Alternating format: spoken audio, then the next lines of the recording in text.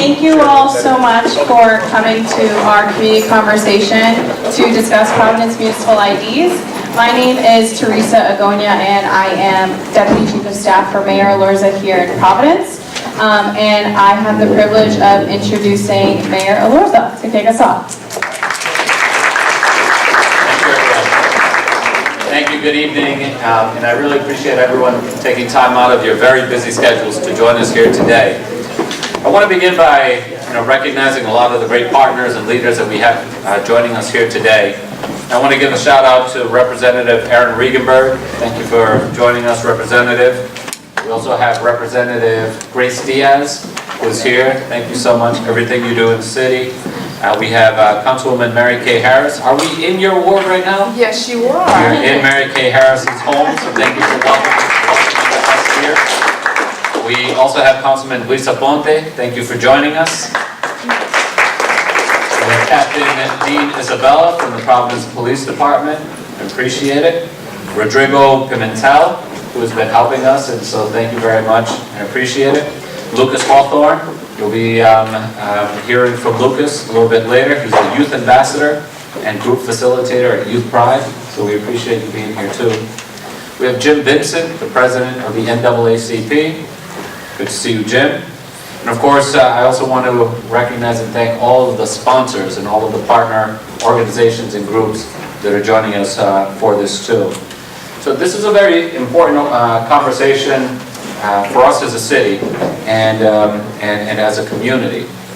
I want to say once again, before I really get going, that it's really meaningful that so many different groups and organizations have partnered to be a part of what we want to do with municipal IDs. Last November, when the election results were announced on that sad, sorry November day, the city announced the One Providence initiative. And what we did each week between the election and the inauguration is basically we looked at every single group that had been targeted and insulted by then candidate Trump.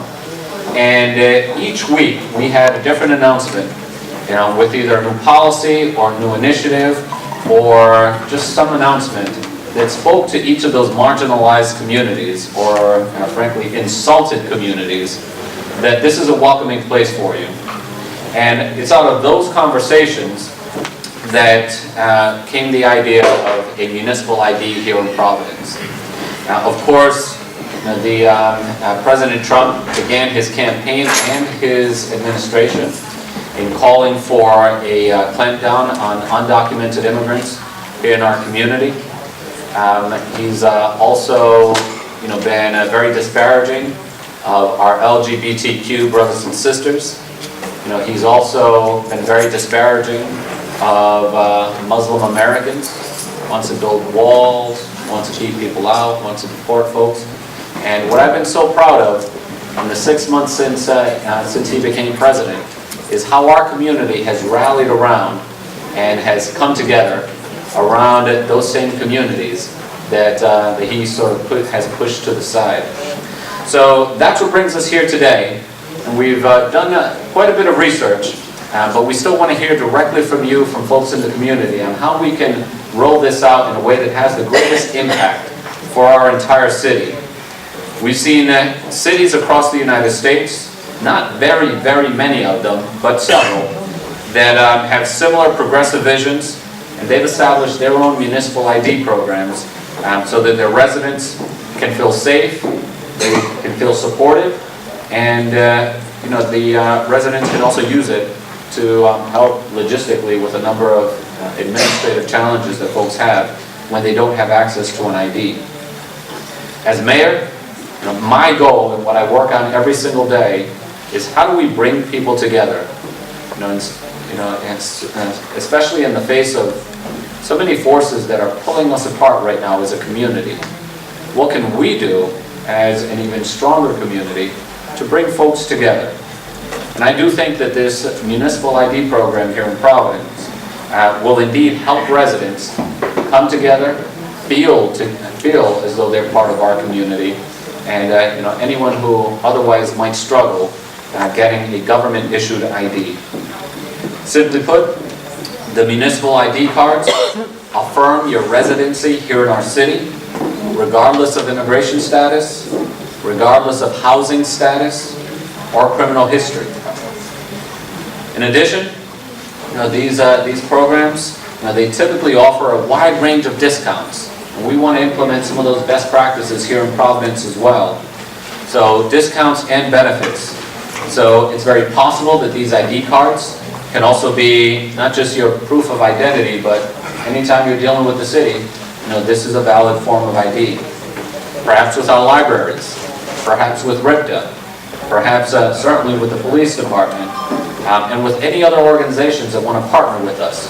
Perhaps discounts at a local restaurant.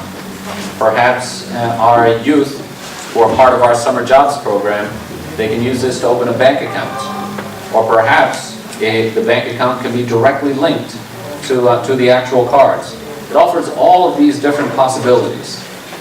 And while I think some of the main beneficiaries would be the undocumented immigrant community, they're not the only ones. We're also looking at what kind of benefits this could provide for the homeless community. As we've approached the challenge of homelessness, we want to do it in a collaborative way, we want to do it in a creative way, but most importantly, we want to do it in a compassionate way. Another stakeholder group that these municipal IDs have been very popular with is the LGBTQ community. With most state-issued IDs, you can only choose male or female, but we know that these gender identities don't conform with folks' own conception of which gender or which identity fits them best. Or we can be flexible in allowing people to choose identities outside or M or F. So by launching a municipal ID program, Providence is joining a select group of cities such as New York, San Francisco, Detroit, Washington, D.C., Oakland, and Los Angeles. They have these programs, and we can learn from their examples. A municipal ID card tells every Providence resident that they belong here, and that Providence welcomes them, not in spite of the diversity and differences that they bring, but because of the diversity and the differences that they bring. If you're an immigrant, a young person, transgender, if you're experiencing homelessness, or if you simply want to display your Providence PVD pride, I'm here today to tell you that we all belong as part of one community, and we can have a municipal ID that reflects that. So I look forward to hearing everyone's thoughts. I want to make sure that this is a program that fits the needs of the community as best as possible, and how it can serve our greater interests of bringing us together to create this sense of one Providence, one community. So once again, thank you so much everyone for being here, and I really look forward to hearing what you all have to say. Have a good night, everyone. Thank you, Mayor.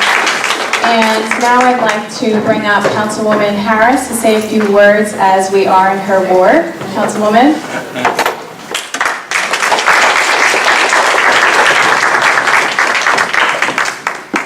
Thank you, everyone, and welcome. Thank you for being here tonight. This is a very important conversation that is important for all of us to have and to try to understand even better what the municipal ID will do.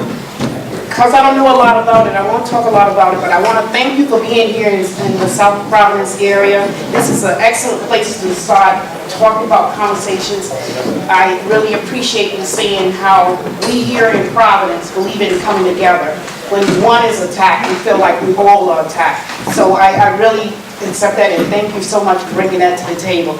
I'm also looking forward to tonight to figure out exactly what direction this card will be for us. Will it improve our communities? Is it more,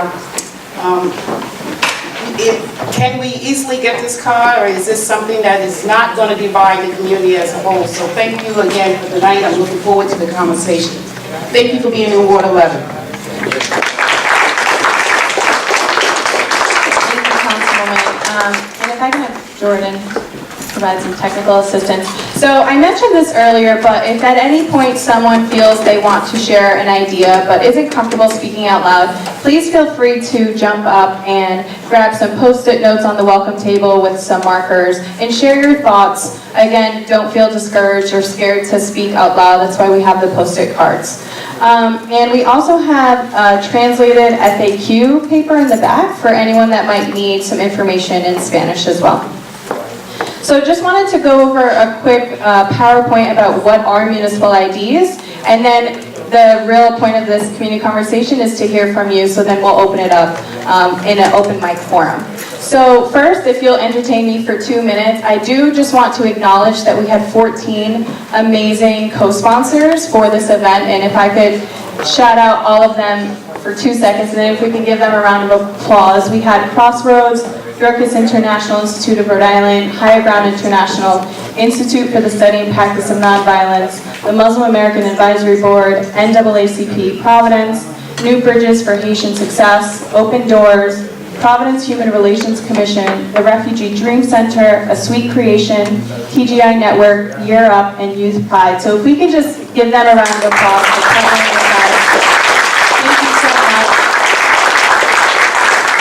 And I think a tribute of this list is a tribute to Providence. We have groups that represent our young people, specific cultures, communities, and people, the incarcerated, the homeless community. So just want to acknowledge that that list is also representative of the community that we're in. So if we can just talk quickly about what a municipal ID card is. So a municipal ID card is a card that is created by a local municipality.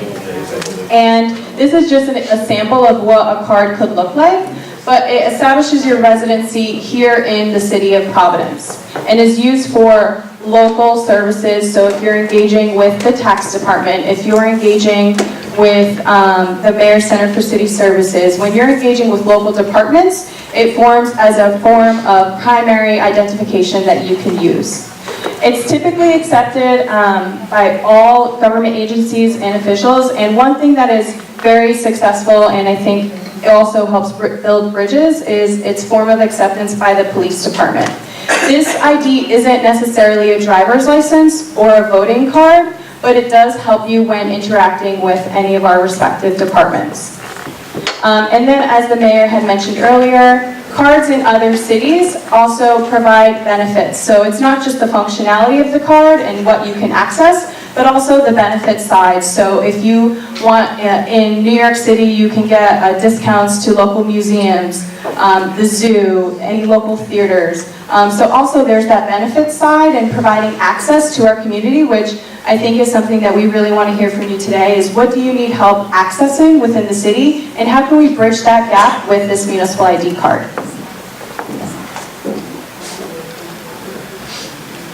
So why municipal ID cards in the city of Providence? To be just simple, they strengthen and protect our communities. So the mayor mentioned some of these communities, but it's not only the undocumented community, but if you're a victim of domestic violence and you've just left your apartment and you can't go and access your documents and you're now living in a shelter, in some cities the shelter can attest to the fact that you live in that shelter within the city, and so that can help you establish residency. If you're someone in the homeless community, we know how hard it is for you to prove your residence within a municipality. So it's also been very beneficial for the homeless community. And then young people, sometimes our young people are only getting their first form of a photo ID when they're driving.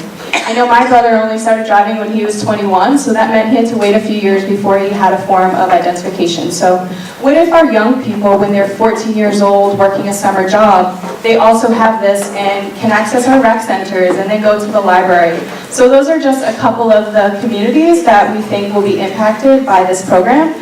But again, we want to make sure that this program is also used by everyone in Providence. So if you're a millennial, if you're whatever you are, we want people to use this card because, again, the benefits that it would provide. So in New York City, about half of the people that have municipal IDs actually just signed up because of the benefits. They're getting discounts on annual memberships to gyms. They're getting discounts, again, to zoos, museums. So that's also the perks of being a Providence resident, is having those benefits to some of our local institutions here in the city. And if I can, we also had some community leaders that also wanted to talk about why they value municipal IDs and why they would love to see a similar program here in the city. So first, I'll bring up Rodrigo Pimentel if you wanted to share some words. Of course.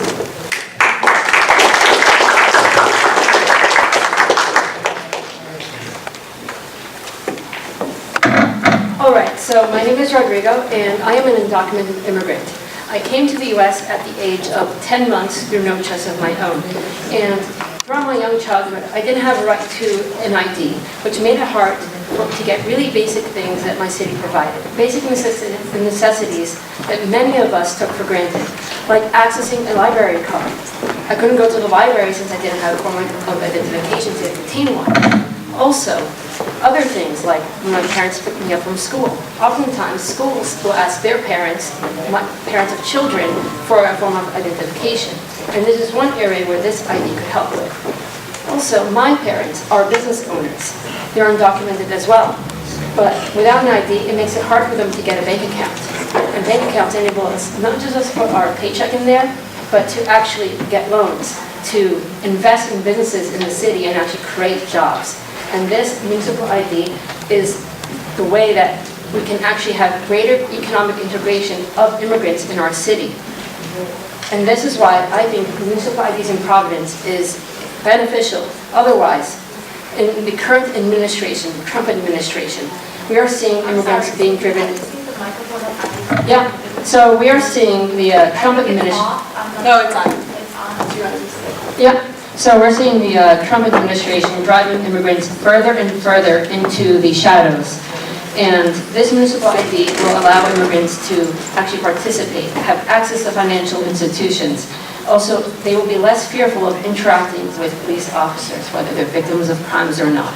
This would help families like mine, families that own businesses, that work in our city, to actually have access to basic services that many of us take for granted each day.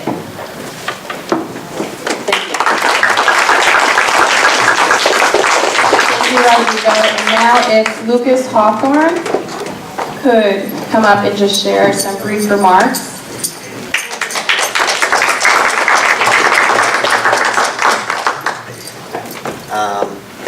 Hello. Yes. This microphone's always a little strange. So my name is Lucas Hawthorne. I actually use neutral pronouns, and I am a youth facilitator and group facilitator at Youth Pride Inc., which is a LGBT resource and drop-in center. So we do a lot of work with kids who are between 13 and 23, identifying somewhere in the LGBT community. From talking to those kids, I hear a lot of their stories, and one thing that's really common across the board, especially with our trans and gender non-conforming individuals, is it becomes really difficult to have identification that actually matches their identity. So somebody who may be presenting as more masculine, but they have a card that says female on it, it feels both uncomfortable and it's inaccurate of what their current gender is. So having something like a municipal ID where they could choose, where they could actually designate the marker on their own would give a lot more freedom, because to actually change the legal documentation usually requires things like going and getting certified from a doctor for, yes, this person is legitimately the gender that they say to be. Simply being able to choose it and having that be a legitimate form of identification would make things a lot more accessible, and it's a small thing that to most people is not something that's that considered, but for folks who struggle with gender dysphoria, it's a constant thing, and is one spot where they can have a card that actually says, hi, I am who I am, and it's more accurate and would help. It also would ease things a lot when interacting with other officials, and interacting with other officials, so that there is less room for confusion in there as well, and having the official forms there tends to help get pronouns right off the bat. Another thing that is very exciting for the trans and gender non-conforming community is the option to have no gender designated on their card, because for a lot of folks that doesn't end up neither male nor female actually feel accurate, so being able to just put a simple X clears up a lot of things and keeps people from having to make an incorrect choice and an incorrect statement about themselves with this card that they're going to be showing to people in a variety of settings. So overall, municipal IDs, great for a whole lot of things. But for at least this one section, it is very helpful in that it gives a lot of comfort, and it's a small thing that's easily changed, and it shows a lot about how the city is also regarding its citizens and that it cares, and that you are trying to pick something that is very personal. You don't have to go get it changed. Right. And with us, we also have Captain Isabella from the Providence Police Department as our last speaker. Thank you. Hello, everybody. First of all, I want to thank the mayor and his team and all of your great community partners for their leadership in this very important issue.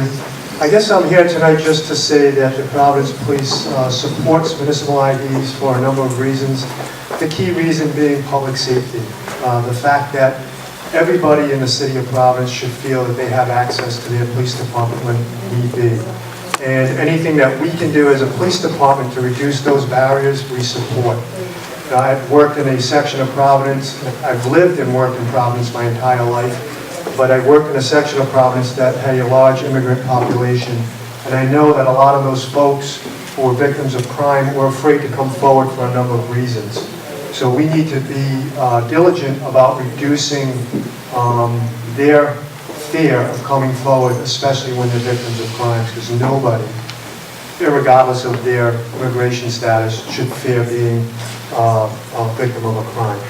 So with that, the Chief of Police, the Commissioner of Public Safety, and the officers, the men and women of the Providence Police Department support this initiative, and we look forward to it coming into fruition, and I'm looking forward to my discounts. Thank you. You're going to be the first part.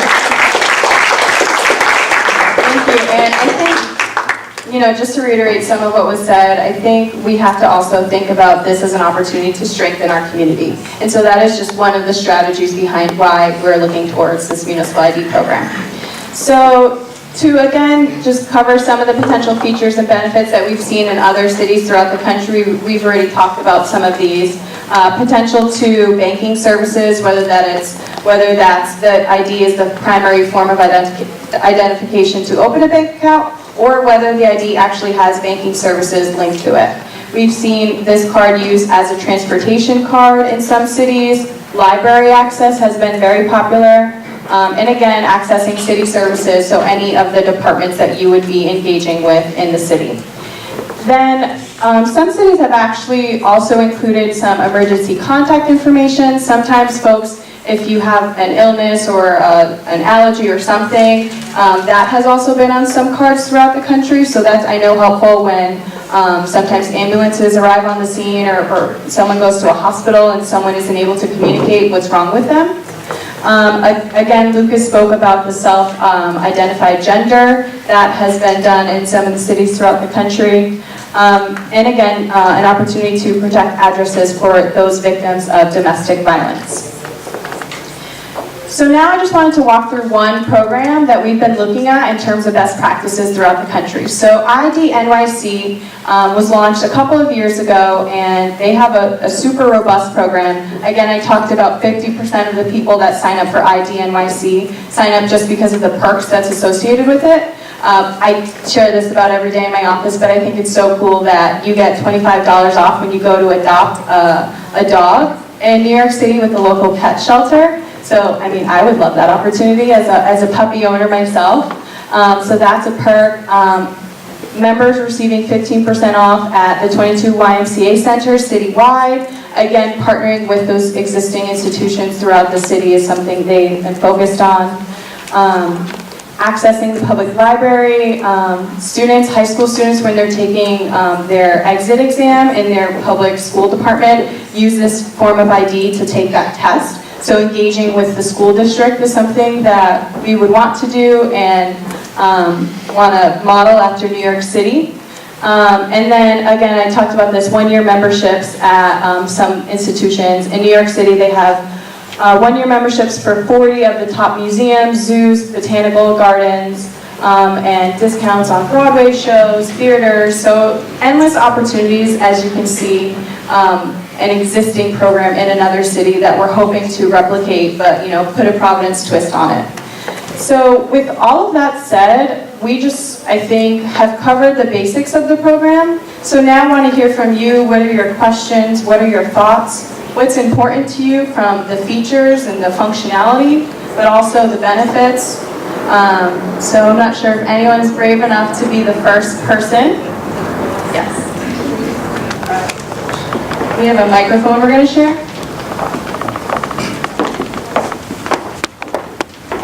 First, I'd like to thank the mayor for organizing this because I believe it is an important topic for the immigration community. And the question that I have for you, We can hear you. They're closer. Hold on. Can you hear me now? Okay, the question I have for you, Mayor, what do you have to give to get a car? And who is collecting the information? And also, if they provide the information, because a lot of people question, for instance, in my community, so for undocumented immigrants, and they're really worried about whether or not if the informations are going out, and whether or not if it's a way for I mean if it's a formal database for the ISIS police to show up at the house. So I would like to know that, can you just briefly explain to me, and I would be very happy if you can answer those questions. Thank you. Yeah, so if I could answer, I think there were a couple of questions. So one, thank you for your support. Two, in terms of what you have to give to get this card. So some municipalities throughout the country, the way they do it is they have a third-party vendor, but there's an intake office. So there would be an office in City Hall that you go to fill out an application and request an ID. And then there's a third-party vendor that actually creates the card. And then it's your preference as to whether you want to pick that card up in City Hall or it gets mailed to your house. And the price ranges throughout different cities. I think what's very important for us is keeping the cost very low for our families, but there have also been, so let's say a card could be $15 in one city, but then they would also have a discounted rate for youth, the elderly population, and veterans. And also the opportunity that if someone demonstrates low income, the ability to be able to waive fees. So that's one thing we've seen in different cities throughout the country in terms of what you give. And then to your question about accessing the data, so in New York and in California, there have been court cases where people have tried to access this information, and it's been upheld at the court saying that this information, your information on these documents is not accessible. So that's happened within the last year in California and New York. But the security of this information is definitely something that we're looking into, working with our law department and really codifying, keeping that information protected. So it's something absolutely on our radar, I think a very valid point to raise, and something that we're working with our law department on to make sure that we protect people's information and that they don't fear their private information being given to any of the agencies that you might have mentioned. Does that answer all of your questions? And if I can add two things. Two other pieces to that is I believe that New York City destroys all of the documents that they collect as proof of residency. So they destroy it right away. So we would certainly want to follow the best practices. And then second, it's important that not only undocumented immigrants get the card. Like, I'll get a card, you'll get a card, we'll all get a card. So, that information is of no use. Let's say the government, the federal government is trying to get their hands on it. What we want to do is make it so that it's of no value to them because, most of the people on there, are legal residents. So that's another piece to it too. And I think that gets to the benefits side. So again, we don't want it to look like if you have this card, you are undocumented, you are X. We want to make sure that everyone wants to sign up for this, which is why the benefit side is so beneficial, to make sure that you're not a targeted group that has this card. What age level would this start at? Sure, so in New York City, the minimum age is 14. Richmond, I believe, is 18. Oakland, I believe, is the city that has no age. So I think hearing from the community on what makes sense is something that we would value. 14 sounds like an age that has been used in multiple cities throughout the country as a minimum age requirement, but every city has actually done it differently. Yes, I don't know if this has been covered. And first of all, thank you, Mayor, for always standing up for best practices from around the country and trying to make Providence better. Several years ago, NAACP, ACLU, Common Cause, and others were against photo ID in elections. However, that's the law of the land here in Rhode Island. Can these ID cards, will they be able to be used for elections? So these will not be able to be used as voter identification cards, but in terms of a local election, I think that's a conversation we can also continue to have with our canvassers department on what is an acceptable form of ID when you go to vote. So happy to look into that, Jim.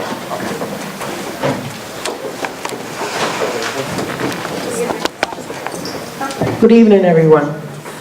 There's a question I would like to answer to with regards to third-party billing with regards to the IDs. Is it a possibility that that third party can be, if it isn't an entity, an agent from Rhode Island? And if not, can it be considered that the municipalities do it in-house? Because we're looking to make it affordable for everyone.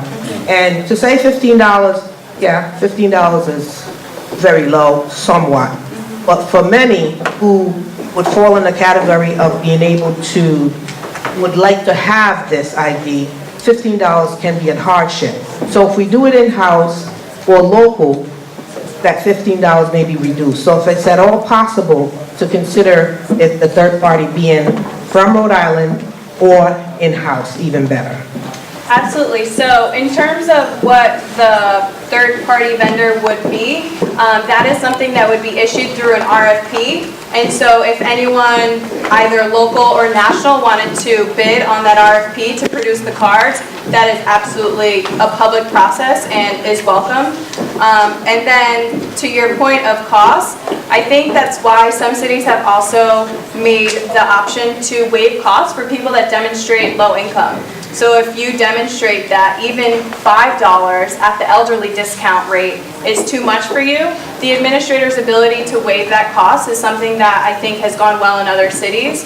And the purpose of the cost to the card is not to make a city profit, but just to simply produce the card. So that's why the city wants to make sure whatever the cost is, it's as low as possible, to not try to make a profit, but just to produce the card itself. And have that flexibility to waive should someone demonstrate that they are low income. I think Marcella had her hand up.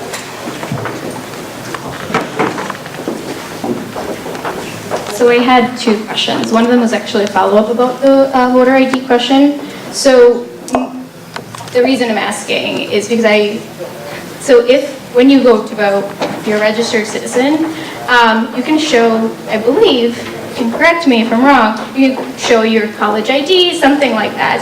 So I just think it should be a good priority for the city to maybe work with the Secretary of State's office, because if this is an ID that's, it's a valid ID for certain things, I think this is very important, especially because of the voter ID law has been so damaging for our community.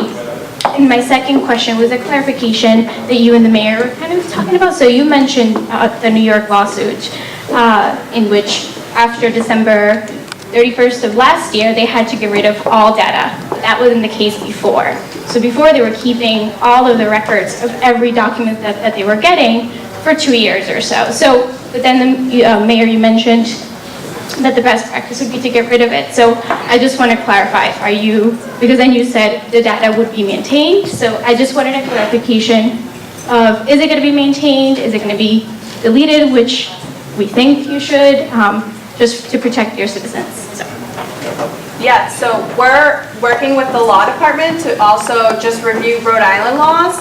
So I mentioned there was the court case in California and New York, but of course there are also Rhode Island laws that our law department is looking into.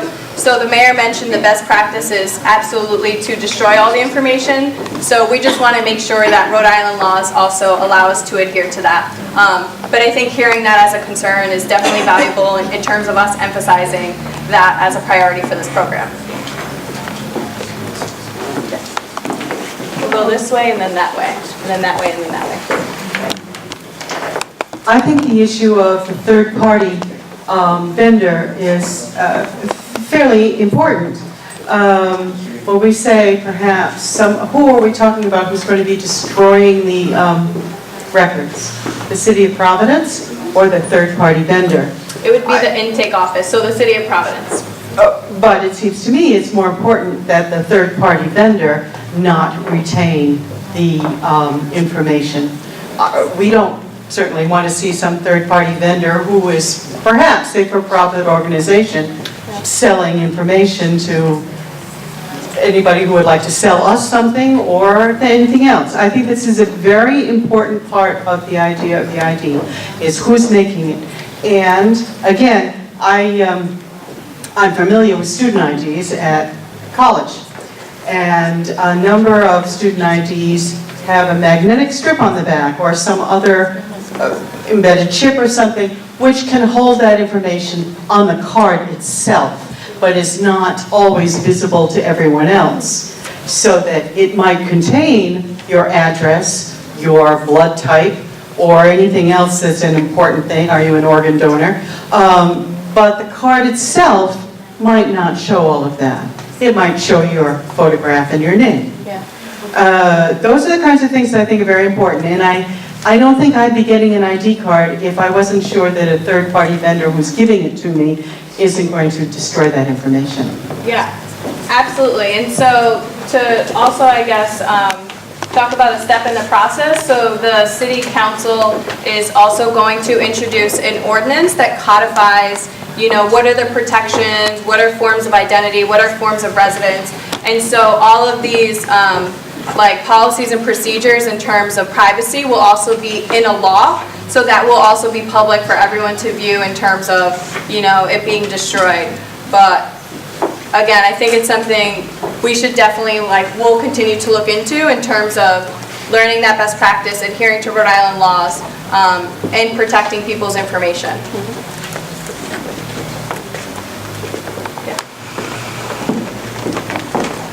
Again, if anyone does want to speak but isn't comfortable speaking out loud, please feel free to share your notes on the post-its as well. So my only question is in regards to distribution. I know that Nellie has this issue where she can't get the voter ID cards that she has to the people, and she's tried the method of going to where the people are, but she still struggles with that. And I know that you're trying to get to vulnerable populations, so how are you going to be getting it? How are you overcoming language barriers and economic barriers, because people are at work and it's like you can't meet somebody at work. So just want some clarification on that. Yeah, that's a good question in terms of, so are you also asking about hours? Like if someone works during the day in city halls? Yeah, I think that's definitely something we should think about. To be honest, it's not something I have thought about, so thank you for bringing that to at least to my attention. It might have been someone else's thought. But very, very important to think about that. And then in terms of getting people IDs, so what some cities have done is they mail it to the address that they list as their residence. So whether that's at a shelter, whether that's at your home, whatever you identify as your space that you sleep at night is where they can mail the card. Or if someone wants to come back to City Hall to pick up the card, that's also an option. So my thing is not limiting the access to it to City Hall. Okay. Not everybody knows it's at City Hall. Yeah. Or not everybody can get to City Hall. So are you thinking about finding a way to effectively get to the people instead of having them go to you? Yeah, I think, so one thing we've done as an example of getting to people is the Mayor Center for City Services offers community office hours in different locations throughout the city. So if you're at a grocery store on your way out, you might see them at a table, or if you're at like a bakery or something. So maybe that could be a way that we're incorporating getting outside of the building and getting to people where they already are. So definitely I think something we should look into on our side is like getting out to where they are instead of forcing people to come to us. Other cities, like New York City has 3 bureaus, or maybe 5 throughout their city, so 5 different places where you can pick up the IDs. So I think it's also based upon their population size, right? They're obviously very much bigger than Providence, but maybe it's something to also consider having multiple locations to access the card. Hi, I just wanted to know 2 things. In terms of access to information, have you guys spoken to anyone in the state to see if it's possible, like DHS or whatever other services these same populations are going to need? And then my second one is in terms of the youth, can it be used as a student ID for high school and maybe even middle school? So that was it. Yes, so definitely having conversations with the school department, and I think that's also why we wanted some young organizations to be a co-sponsor to hear about ways that young people want to be engaged with this card. And then your first question about who we've spoken to. Yes, so we've also been doing research. One office in particular is like the DMV. So what do they do to protect the information? So those are some of the offices that we've been looking at to also acknowledge, like, what are they doing with their privacy and destroying documents and all of that stuff. So definitely something our law department has been working really diligently on. Teresa, we've heard a lot about tremendous opportunity for benefits. And when we roll these things out, there's always a concern of what the limitations are. And this really presents opportunities for folks to get access to benefits that they may not be aware of. But it also presents an opportunity, given the size of our state. You can travel 5 minutes and be outside of the city of Providence. Are we talking to other jurisdictions, other municipalities, the state? And will we be making cardholders aware of what the limitations are so that there isn't a misunderstanding where Providence resident may get stopped on their way to work in Lincoln and the Lincoln Police Department says to them, the hell's this? So that people are not either generating or considering some false sense of exactly what the full extent of the ID card is. So conversations with different municipalities, I think, is a great suggestion. The only place that has done a multiple city region is in New Jersey. They have a county of 3 different cities that accept the municipal IDs, but that's been the only place throughout the country that it works beyond just the city that issues the ID. But definitely could have an opportunity there. And then to your point of what access it gives, I think messaging is so important on this too. So every city throughout the country has a web page that lists all of the benefits, what you can use it for, the functionality, all of that information. There's a 24-hour access number, like a 1-800 number that you can call to ask questions. But I think the messaging is definitely a big part of this launch as well. So I think it's a valid point to bring up is what does this card access, and being very clear with people on that. Hello, so regarding data security and storing information on the card, my Portuguese ID actually has a chip and pin system where certain information is protected by, so certain information on this card is actually protected by pins. So your health information has a different pin from your financial information. So say the tax assessor's office can't access your health information, which they have no need to access for. So this is something that the city could look into depending on costs. Yeah, absolutely. Thanks for that suggestion. Yeah? Oh, sorry. We can go that way and then back to that woman over there, please. So I've actually heard a lot of well, throughout the whole, there's been this constant theme of benefits, but what do those benefits actually entail? As much as I like to be like, oh yeah, I like to go to the zoo for free, that isn't my biggest worry. As a student, how do these benefit me other than just being able to give them to my school? Will they help me with transportation for RIPTA? Will they help me with all those kinds of things? So I think that's a big part of tonight. We want to hear from you. What's important to you? Do you need help accessing gym membership? Do you need help accessing the arts?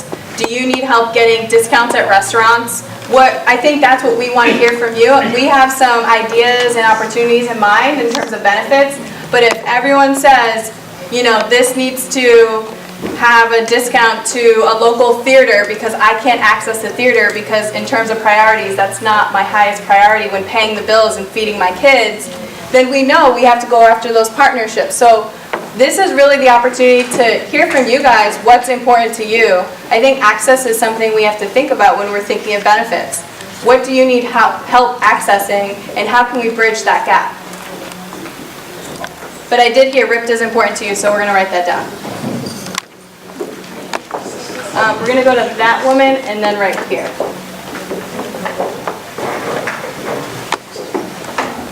Okay, I just want to ask in a refugee perspective. Like refugees, when they arrive here, they get a state ID. And as you say that the ID, the municipal ID will be for everyone. If you have a state ID, can you also have the state ID, the municipal ID, or how are we going to use it? We can use both or only one?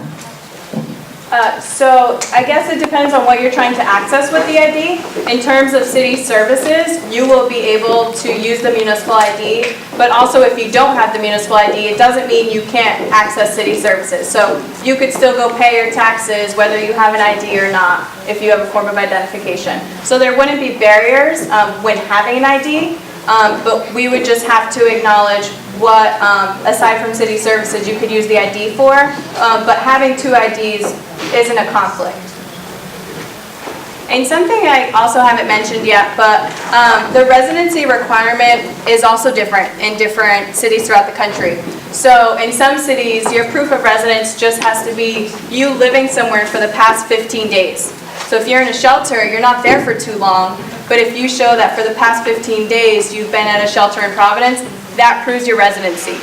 And then some cities it's 30 days, but also in terms of residency within the city, Municipal IDs has been very progressive in that it acknowledges sometimes our populations are very transient and they're not somewhere for 6 months. They don't have an electricity bill for the past 6 months to prove their residency. So that's also, I think, something worth knowing. Hi.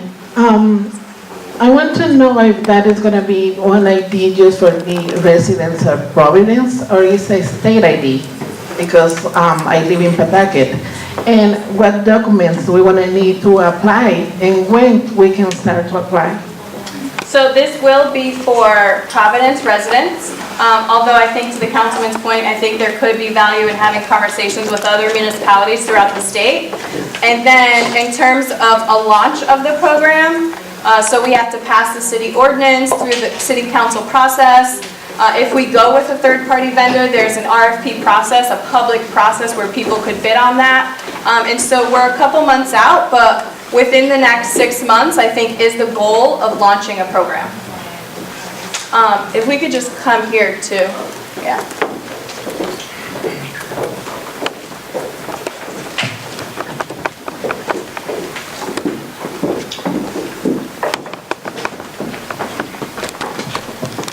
So I wanted to give some context to my question first. So in the immigrant community, especially with undocumented folks, with housing, a lot of it happens because there isn't a lot of the housing that the immigrant community has access to through leasing is not very available to them, especially affordable housing, and those that, the housing that is affordable for them, they can't really keep a consistent leasing agreement with the landlord because is usually rented month to month. So prices can raise and drop at any moment. Is there a way where these IDs can be used in municipal court to challenge that? Oh, that is a very good question. I apologize that I don't have an answer, but it's definitely something we can look into. I don't know how to answer that question, I'm sorry. But definitely something we can look into and get back to you specifically on. Thank you so much. My question is, I heard a lot about some of the perks earlier on, which was sort of exciting to know that, if I'm not mistaken, we can use this card to access a bank account, right? Some cities do that throughout the country, yes. This particular one we're talking about for Providence, a municipal ID card. So not to cut you off, Councilwoman, but just to be clear, the city does not have a absolute idea of what our program looks like because we wanted to hear from folks. So we don't have banking as 100% because we wanted to hear. So just to be clear in terms of this is real community feedback to help shape this program. Oh, that's fair. Yeah. But some of the perks would be for that particular reason, especially when it comes to young people first time with jobs. Yep. I know that would be one of the things. I just wanted to further my question by asking, have there been any collaboration with any of the banks? Have this been extended beyond the city as a conversation beyond our police department? And you said the state already, you've had some conversations there, and I just want to know how far have this conversation reached? So something we've seen, New York City in particular partners with a lot of community banks. So those credit unions have been some of the main partners behind this. So those are definitely meetings the mayor is having and conversations we will continue to have. To also speak to the need of banking, so the Municipal ID program actually started in New Haven, Connecticut in 2007 because there was an undocumented gentleman who was walking home, and it was a Friday, so it was payday. And unfortunately in that city, when you're undocumented, you're targeted on those paydays because people know you have cash in your pocket because you can't open a bank account. So I think the banking question is definitely valuable because if you look, that's actually how the program started back in 2007.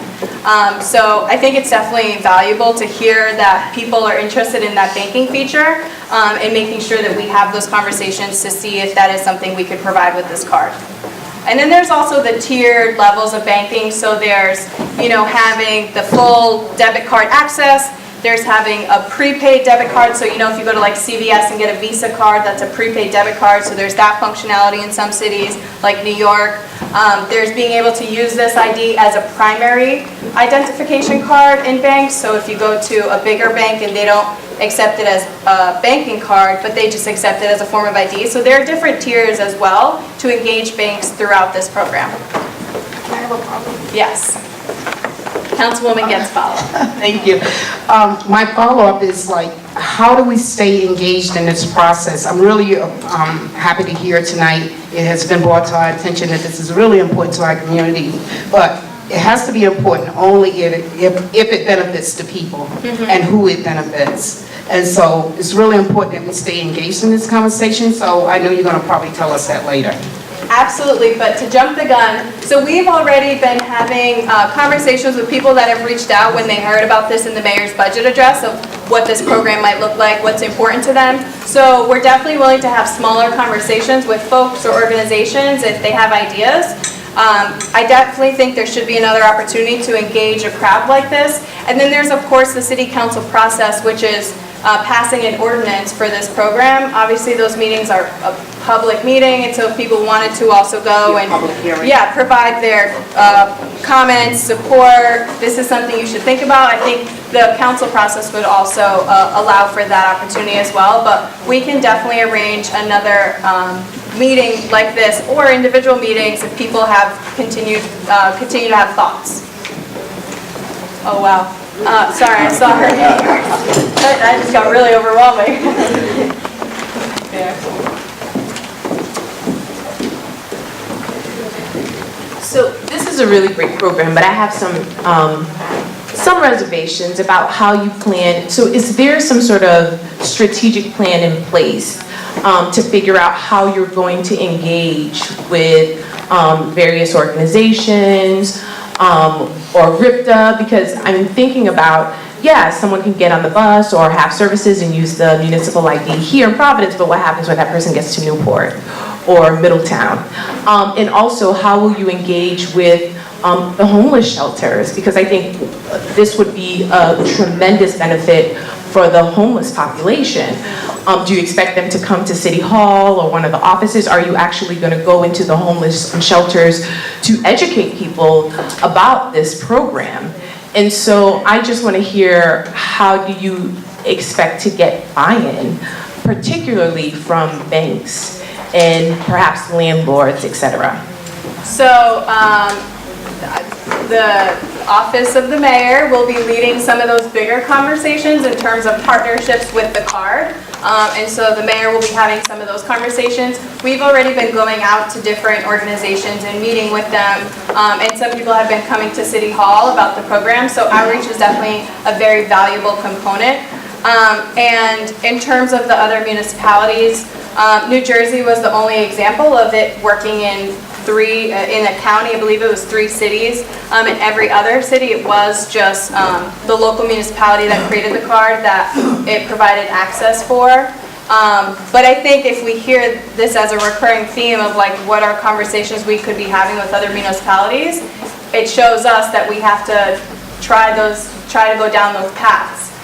So I think it's valuable to hear that it is something that is important for the community when you leave the Providence area. Oh man. Okay, so we'll go this way, this way, this way.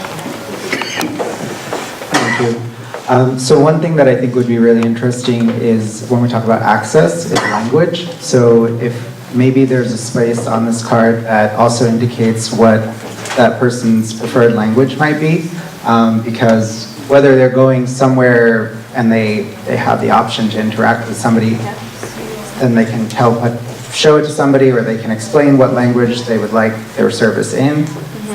Or if it's something where it's an emergency and they're unconscious and an emergency medical tech person is looking at this card, they know what language they're going to need or to communicate with their family member in or something like that. And that's something, and I think that some of the information that is contained on this card, whether or not it's just for Providence or not, something like language would carry over. You don't need to be just in Providence to say, oh, this person speaks that language or needs language services. So there's going to be information on there that doesn't matter regardless what city or town they're in. Absolutely. So we'll go here, here, and then there.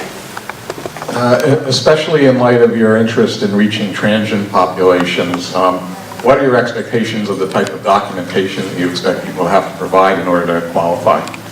So we've been looking at different cities, so San Francisco, New York City, Richmond those have been some of the cities we've been looking at. And I think what makes this program progressive is it does provide more types of identification, both in terms of residency and identity, than the standard like passport, driver's license. So it's something that we've been working with our Human Resources Office on, our law department, but also learning from best practices like the mayor talked about earlier from other cities. What are forms of identification that they allow and have allowed their programs to be successful?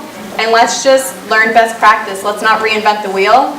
So it's definitely something, especially in terms of what documentations you can have for residency and identity, that we are absolutely looking at other cities to help guide us on.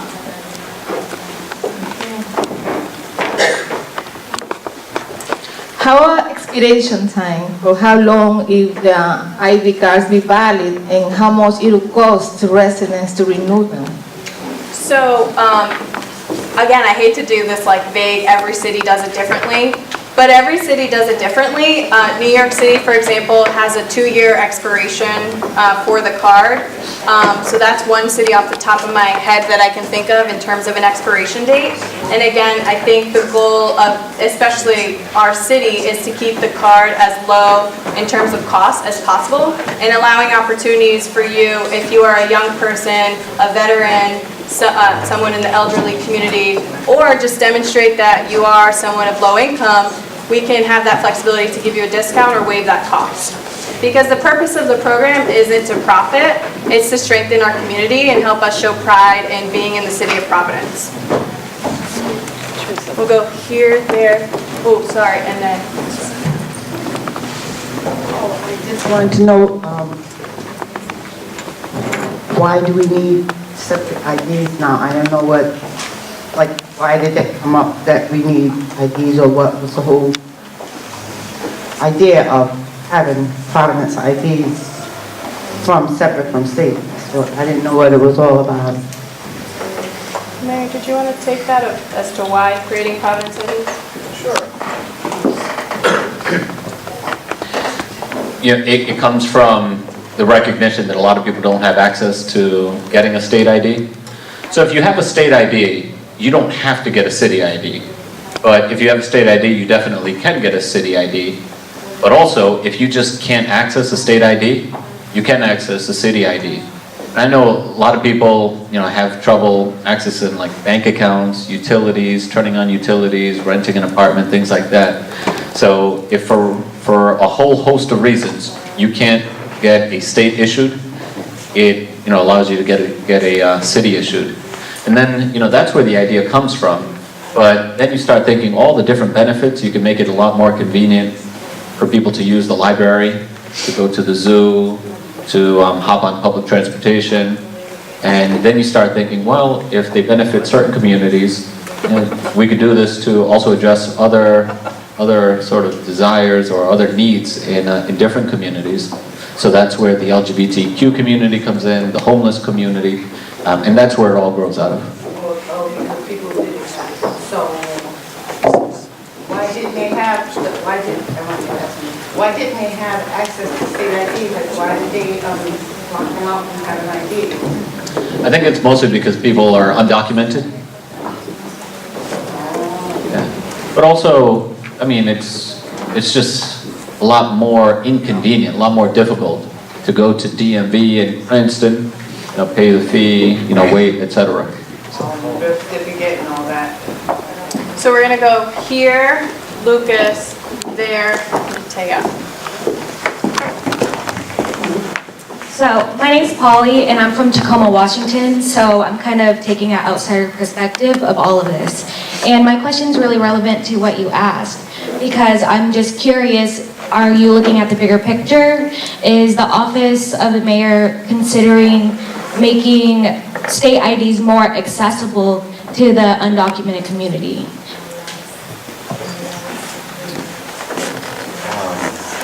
I'd love for it to happen. State issued IDs, I mean, if there's a way that we can make that happen, I mean, sure, we're interested. We're willing to partner to make sure that happens.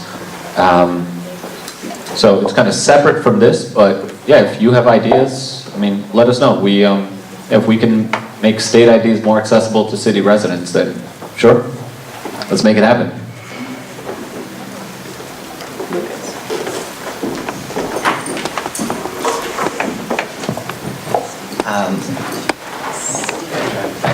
So the question that I actually have was relating to names, and there's obviously the decision made already that we can designate a gender marker on this without having that documentation sometime supporting that. I was wondering if the options for a preferred name would be on there as well, because this is something that applies to both folks who want to change their name because of gender reasons, or folks who maybe come from another country and they've taken on a name that is a little more pronounceable to, they've taken on an Americanized name along with their legal name. So I was wondering if that was a possibility. So I'm not sure, but I'm happy to look at other cities, and if that is also an opportunity that we can learn in terms of best practice, that it's not just about the gender, also about the name. Definitely relevant. I know a couple of my aunts, when they came over from Portugal, got Americanized names and new birth dates for that matter. So definitely something I think worth looking into in terms of what other cities are doing.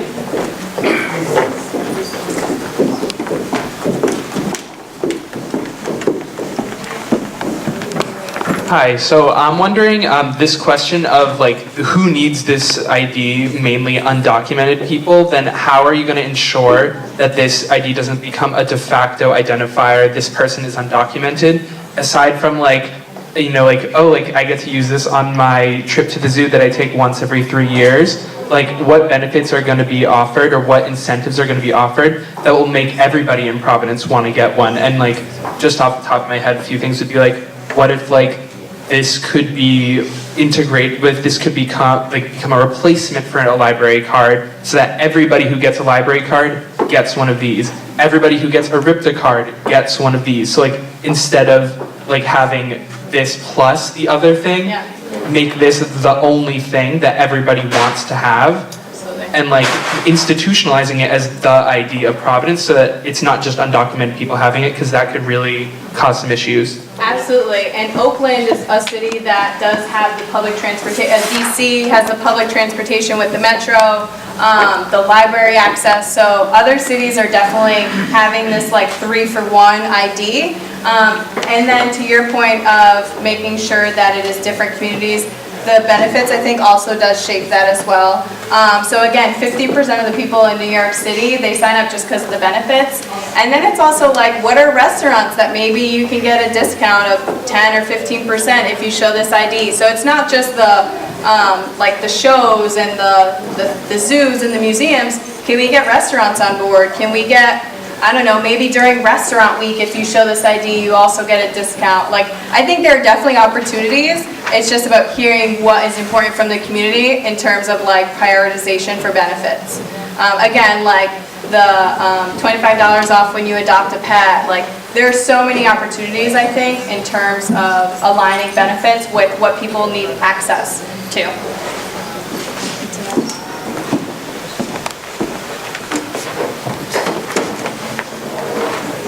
Thank you. My name is Nitaya. So I have two suggestions. One is for the benefit side. So I think it would be very beneficial if we can partner with health organizations, because I think even though with the Affordable Care Act or, you know, with the premiums tax credits and all those things, at the end of the day, the medical service costs still very, very high. So if, you know, that can be something to be taken into consideration.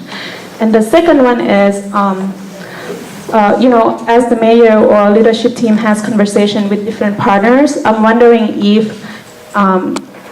this ID can be like a step for people to secure the state ID. So my personal experience as an immigrant is that I lost my green card. Someone stole my wallet.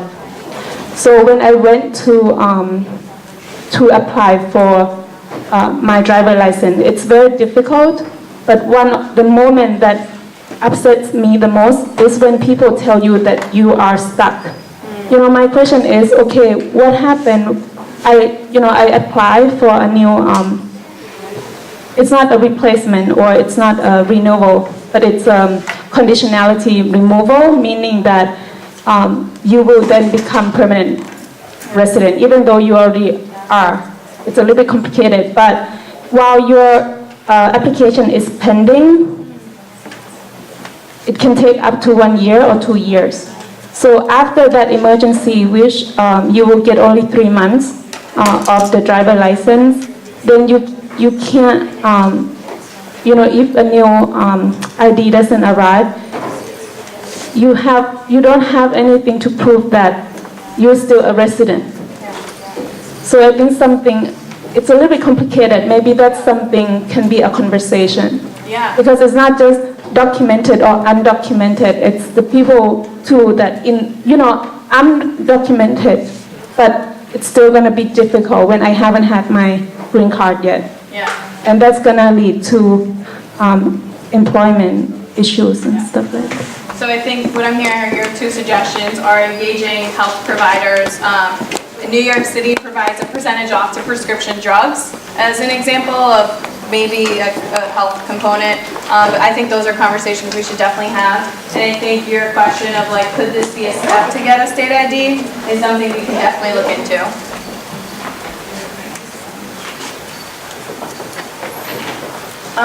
So we're at 7:30. We are definitely going to hang back and stick around. But in terms of next steps, the hope is to have another opportunity to engage with folks. If anyone feels they have an idea that they didn't share tonight and they want to get something off their chest, you can certainly reach out to the mayor's office. But we have your information from the sign-in sheets. If you didn't sign in, please do, so we can have that opportunity to follow up with you. And then, thank you so much. I think to really emphasize, this program is not set in stone. It needs to be shaped by what the community wants. So thank you so much for your feedback, and continue to let us know what this program can look like to make sure it's successful in Providence, just like, you know, San Francisco, Richmond, Oakland, New Haven, and all those other cities. So thank you so much.